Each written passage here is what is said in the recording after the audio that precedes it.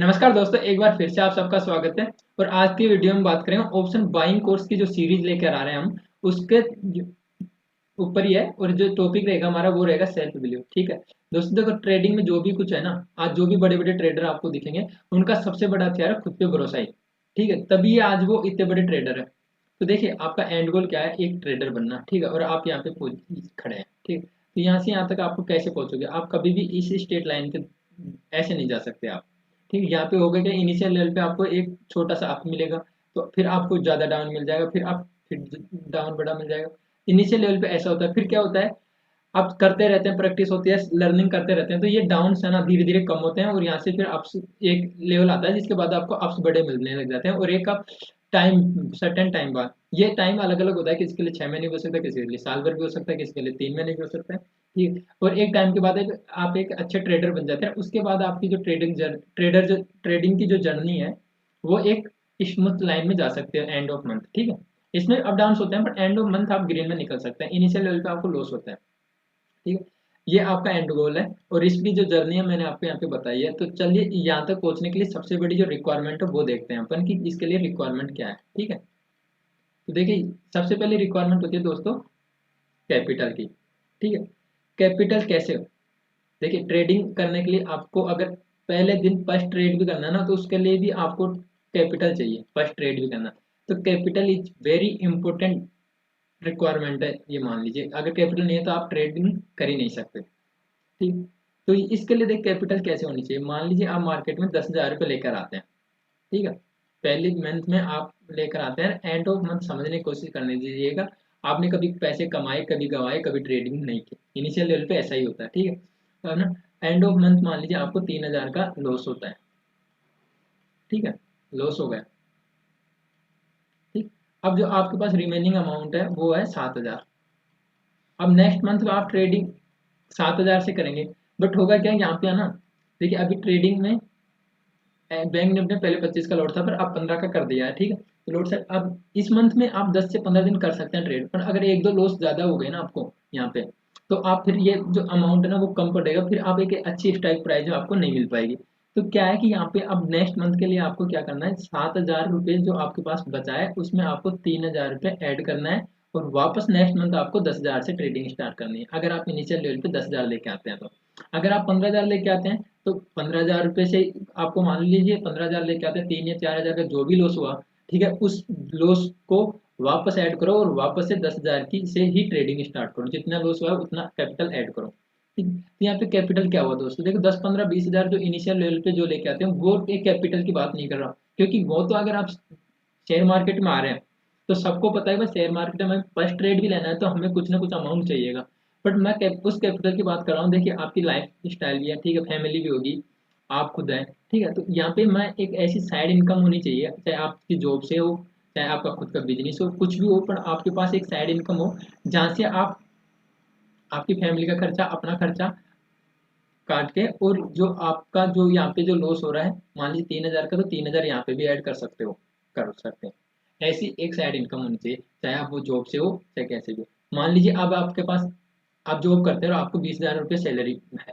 ठीक है, एग्जाम्पल के लिए, और यहाँ पे आपका 10,000 फैमिली पे खर्चा हो जाता है आपका मंथ में, आपका 10,000 सेविंग में, 10,000 सेविंग में से आपने 3,000 आप यहाँ पे इजिली ऐड कर दोगे। ठीक है, 1 मिनट, 3,000 आप इजिली ऐड कर दोगे, 10,000 सेविंग है आपकी। ठीक है, इसमें से 3,000 आप, 7,000 जो हमारी रिमेनिंग अमाउंट है उसमें आप ऐड करके वापस से आप 10,000 से आपकी ट्रेडिंग स्टार्ट कर सकते हो। ठीक है, ये तो मैं यहाँ पे जो ट्रेड कैपिटल की बात कर रहा हूँ दोस्तों, ये कैपिटल की बात कर रहा हूँ कि जो लॉस हो रहा है शुरुआत के 2-3 महीने में, वो लॉस आपके पास साइड इनकम होनी चाहिए, साइड इनकम सोर्स ऐसा होना चाहिए कि वहां से आप ये इनकम जो कैपिटल है वो ऐड कर सकते हैं।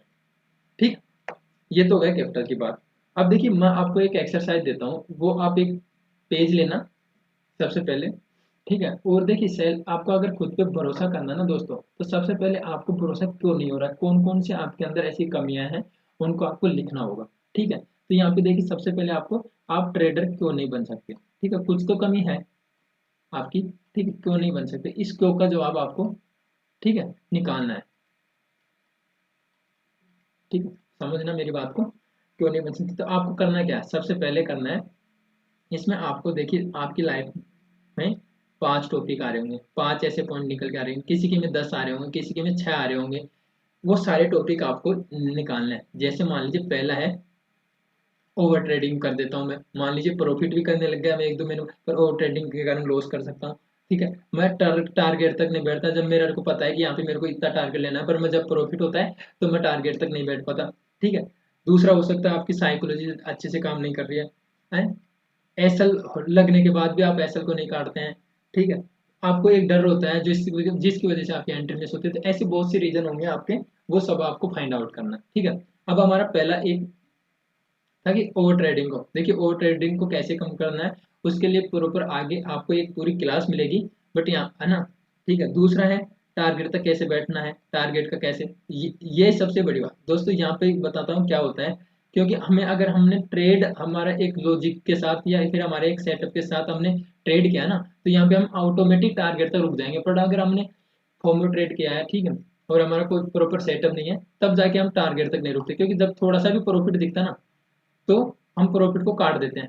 ठीक है, और ये थोड़ा सा नीचे आएगा और फिर ऊपर जाएगा, फिर टारगेट तक जाएगा।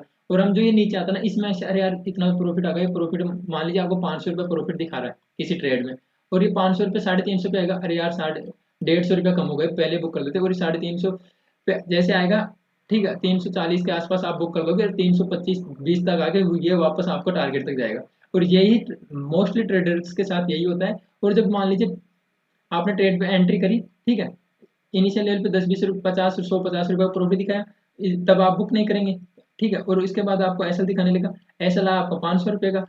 ठीक है, तो आप क्या करेंगे, इसमें 300 का आएगा तो आपको एसएल नहीं है, 550 का एसएल हो गया आपका, पर आप काट नहीं रहे, अरे यार हो सकता है आ जाएगा वापस। तो ये जो डिफरेंस है ना, इधर प्रॉफिट कम लेना और एसएल बढ़ा लेना, ये इस पे भी आपकी क्लास होगी पूरी। साइकोलॉजी कैसे काम करती है, चार्ट रीडिंग करते हैं तो कैसे साइकोलॉजी होती है, ठीक है, एसएल को तो कैसे काटना सीखेंगे, ये सब देखिए धीरे धीरे आने वाली क्लासों में आपको मिलेंगे। यहाँ पे एक इम्पोर्टेंट आपके लिए वो है कि आप चाहें तो हमारा टेलीग्राम चैनल भी ज्वाइन कर सकते हैं। ठीक है, टेलीग्राम चैनल का लिंक आपको डिस्क्रिप्शन में मिल जाएगा, और वहाँ पे हम आपको स्विंग ट्रेडिंग के लिए स्टॉक्स और सब चीज़ें बताते हैं, तो वो आप देख सकते हैं वहाँ पे। दोस्त अगर वीडियो अच्छा लगा है तो वीडियो को लाइक और चैनल को सब्सक्राइब कर लीजिए, और बेल आइकन को जरूर प्रेस कर लीजिएगा, जिससे कि आने वाली वीडियो के नोटिफिकेशन भी आपको मिल जाएंगे। धन्यवाद दोस्तों।